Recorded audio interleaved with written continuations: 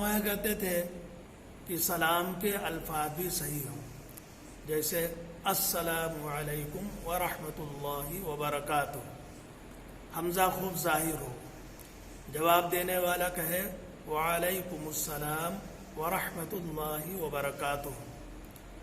حدیث شریف کے اندر آتا ہے لفظ سلام یہ ایسی دعا ہے، آدمی اس دعا سے بڑھ کر انسان کو کسی اور لفظ سے دعا دے ہی نہیں سکتا۔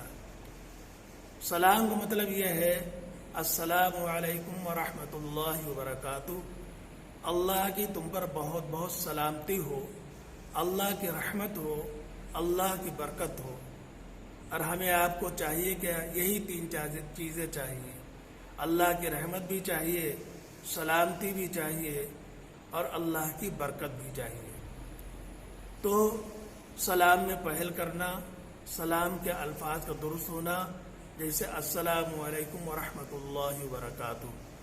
جواب دینے والا اس طریقے سے کہے وعلیکم السلام ورحمۃ اللہ وبرکاتہ۔ عام طور سے لوگ کہہ دیتے ہیں السلام علیکم وعلیکم السلام، الفاظ کے اعتبار سے غلطی ہے، وعلیکم السلام میم پر پیش ہونا چاہیے۔ دوسری سنت حضرت یہ فرمایا کرتے تھے کہ ہر اچھا اور بڑھیا کام سیدھے ہاتھ سے کرنا، دائیں طرف سے کرنا، جیسے مسجد میں داخل ہونا سیدھا پیر داخل کرے، مسجد سے نہ نکلے تو الٹا پیر نکالے، کھانا سیدھے ہاتھ سے کھائے، ناک الٹے ہاتھ سے صاف کرے، پانی سیدھے ہاتھ سے پیے، وغیرہ وغیرہ۔ تیسری سنت ذکر اللہ، اللہ کا ذکر کرنا۔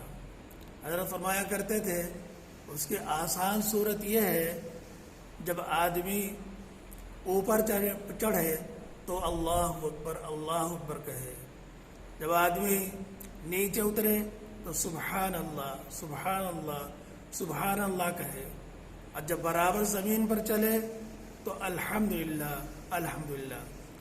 فرمایا کرتے تھے یہ تین ایسی سنتیں ہیں، اگر امت کا عمل ان تین سنتوں پر ہو جائے تو پھر بقیہ جو ماں باپ کی جتنی سنتیں ہیں ان سنتوں پر چلنا آسان ہو جاتا ہے، کیونکہ پھر سنت کا مزاج بن جاتا ہے، عادت بن جاتی ہے، پھر بغیر سنت کے آدمی کوئی کام نہیں کرے گا، اور آسان بھی ہے۔